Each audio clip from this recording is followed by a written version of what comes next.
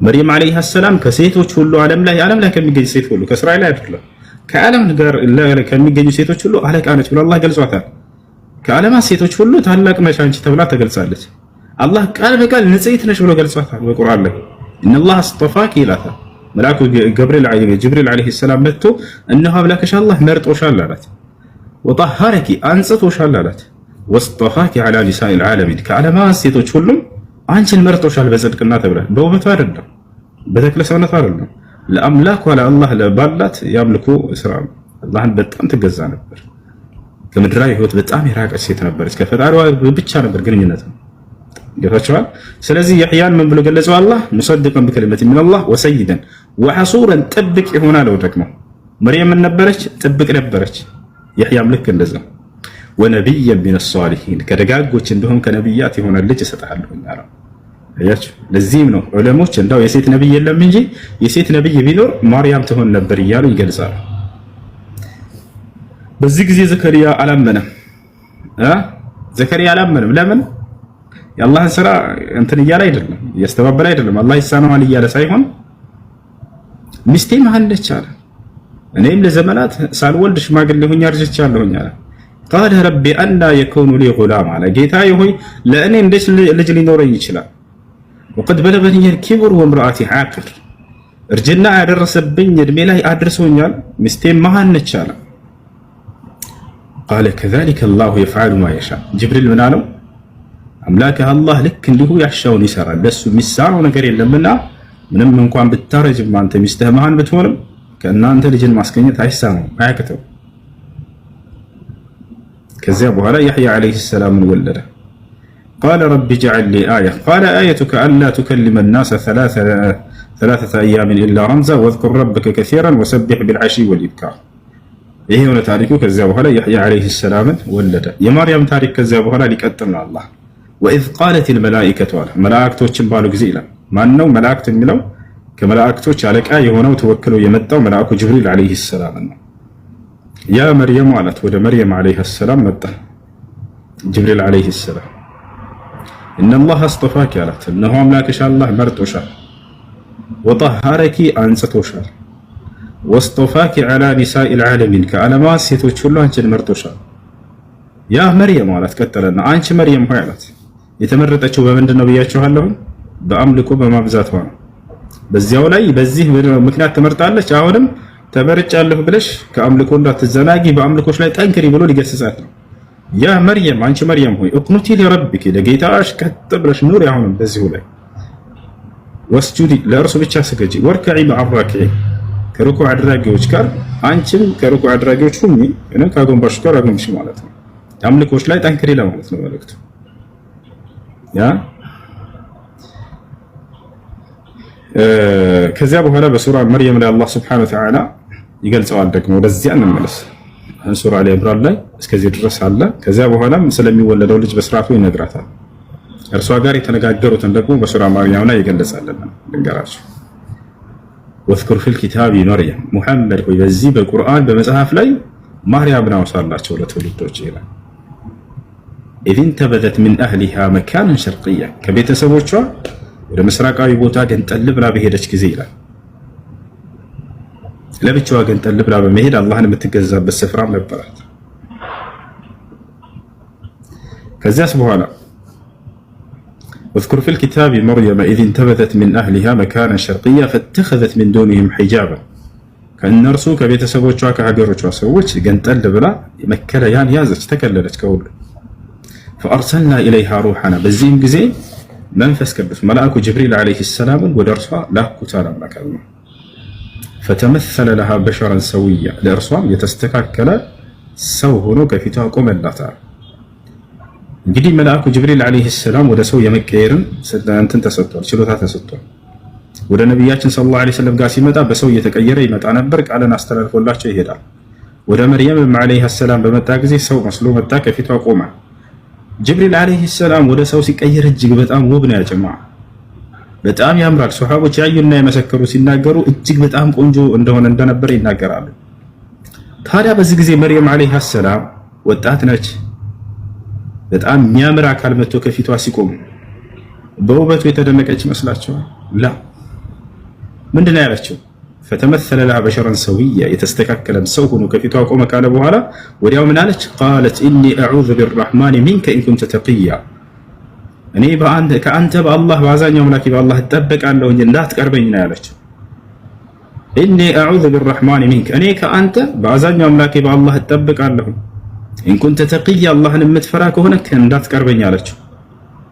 ሰውነትህ ሲያምር አቋምህ ምናምን ላ ለምንድን ነው እንደዚህ ያለችው መርየም ዓለይሃ ሰላም? ምክንያቱም በውስጧ የነገሰው የአላህ ሱብሓነሁ ወተዓላ ፍራቻ እንጂ የሰዎች ውበትና ተክለ ሰውነት አቋሙ አይደለም ያልሸወዳትም።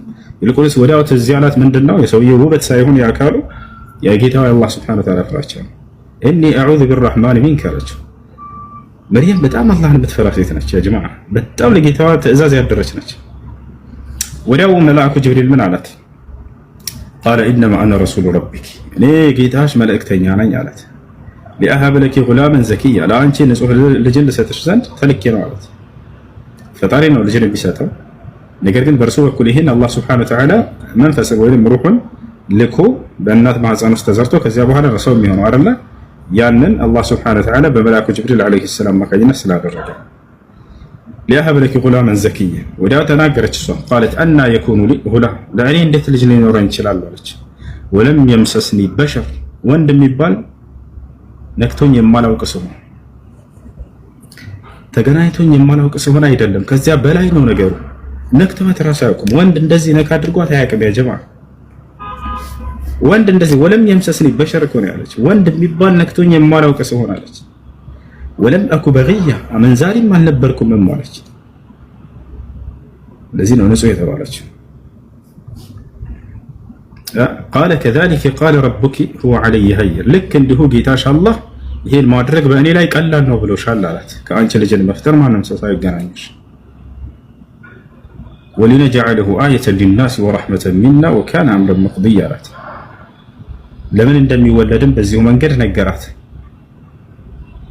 አላህ ከአንቺ ያለ ወንድ ሰውን መፍጠር የፈለገው ተአምር ሊሰራ ዘንድ ማለት። ተአምር ማለት ከተለምዶ ወጣ ያለ ነገር ነው አይደለ?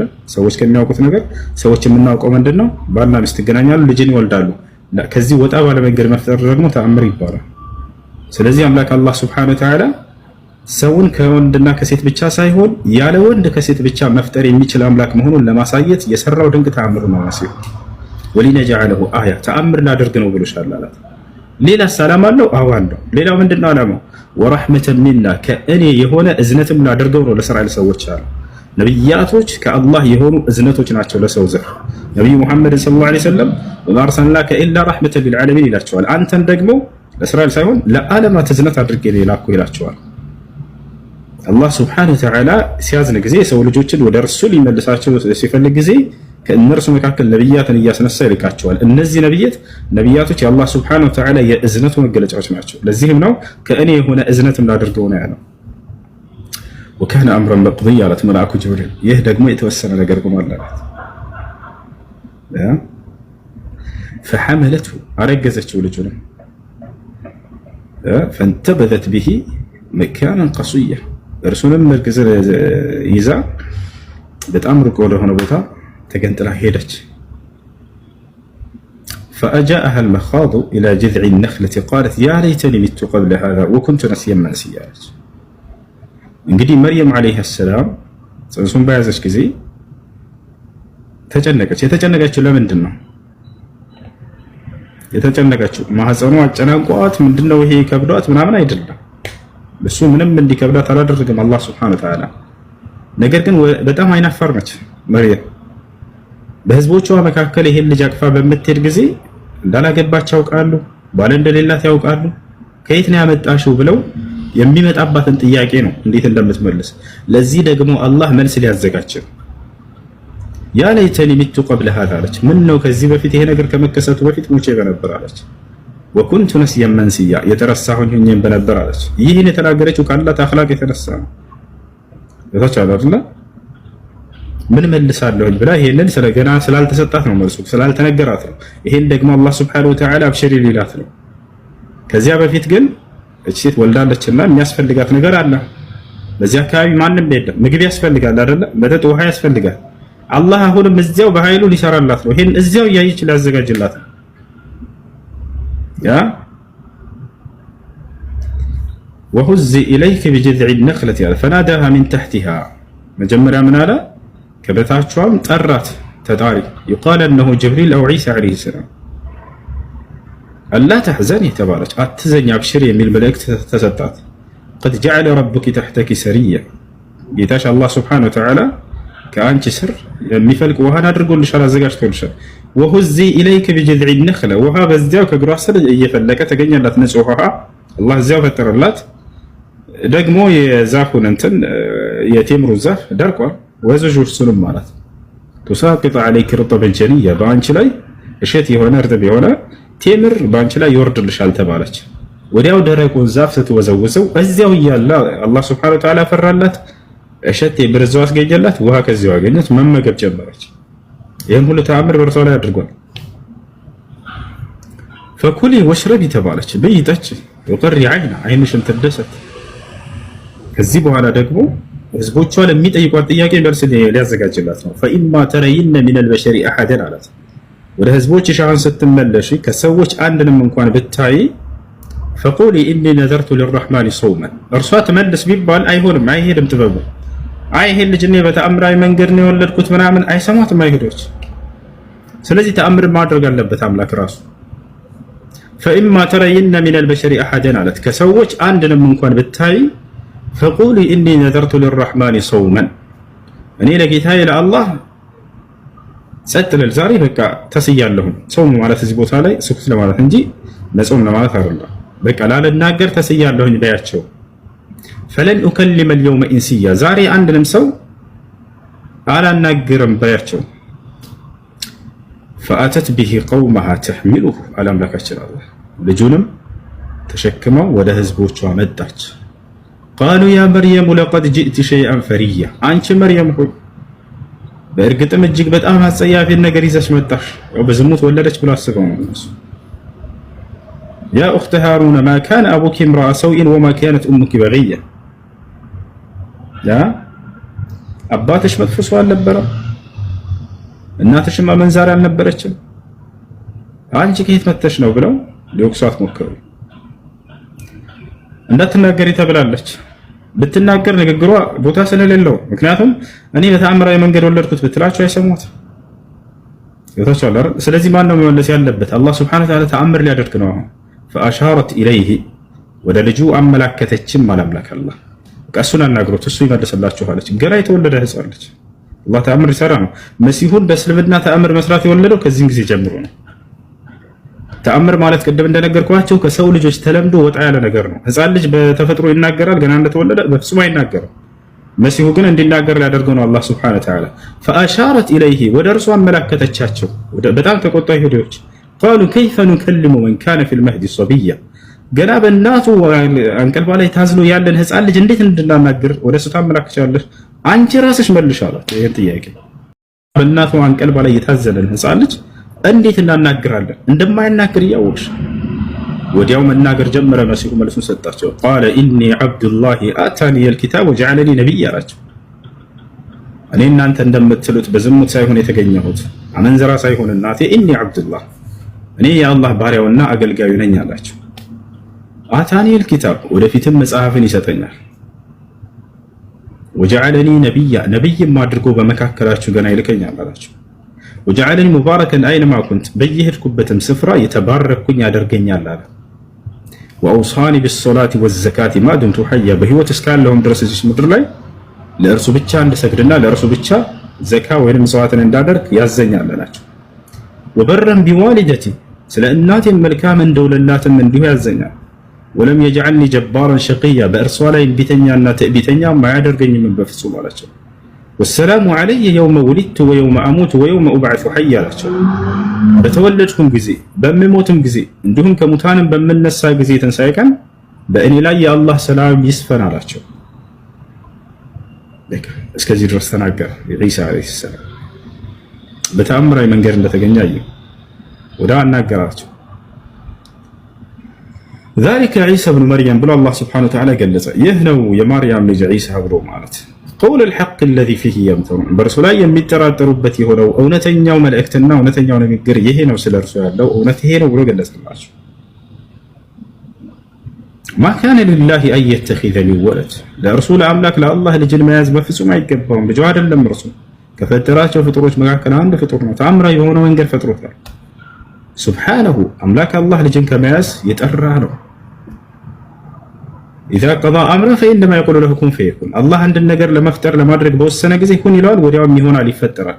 በዚህ መንገድ መሲሁን ሁን በሚል ቃል አስገኘሁት እንጂ በፍጹም እኔ ልጅን አልያዝኩም እያለ ይናገራል። እርሱ ያለ የነበረ ለዘላለም ብቻውን የሚኖር ነው። አባት ልጅ ምናምን የሚባሉ ነገራቶች ከአምላክ ዘንድ አይሰሩም፣ ከፍጡር ጋር ናቸው እነዚህ። ታዲያ ምንድን ነው የሚያደርገው አምላክ ከተባለ ያስገኛል። ነገራቶችን ካለመኖር ወደ መኖር ያመጣል። በቃሉ ይፈጥራል። መሲሁ በምንድን ነው የተፈጠረው ከተባለ በቃሉ ነው። አምላክ አላህ ሱብሓነሁ ወተዓላ በቃል የፈጠርኩት እያለ ይናገራል።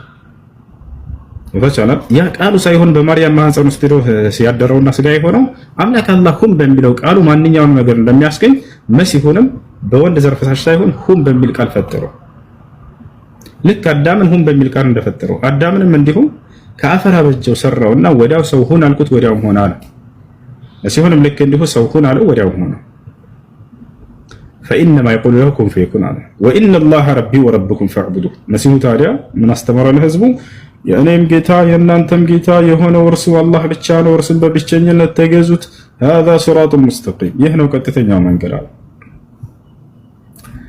ፈኽተለፈ አልአሕዛቡ ሚን በይኒሂም አለ አምላካችን አለ። ከዚያም በኋላ እነዚህ ህዝቦች በመካከላቸው በእርሱ ጉዳይ ተጋጩ፣ ተለያዩአል። ግማሾች እርሱን በዝሙት የተወለደ ሐሰተኛ ነው፣ ተአምራትም ሳይሆን ድግምት ነው ሲያደርግ የነበረው ብለው ተናገሩ። ማናቸው? እነዚያ አይሁዲዎች። ግማሾች ደግሞ እርሱን አይ እርሱ ከመለኮት አካል አንድ አካል ነው፣ የአምላክም ልጅ ነው፣ ፍጹም ሰው ፍጹም አምላክ ነው ብለው በእርሱ ላይ ያለውን ነገር ተናገሩ። አያሽ፣ ከሚገባው በታች ዝቅ አደረጉት አይሁዲዎች። ክርስቲያኖች ደግሞ እርሱን ወደ መለኮት አካል ከፍ አደረጉ። ለዚህ ነው አምላክ አላህ በእርሱም ጉዳይ ተለያዩ ሰዎች አለ።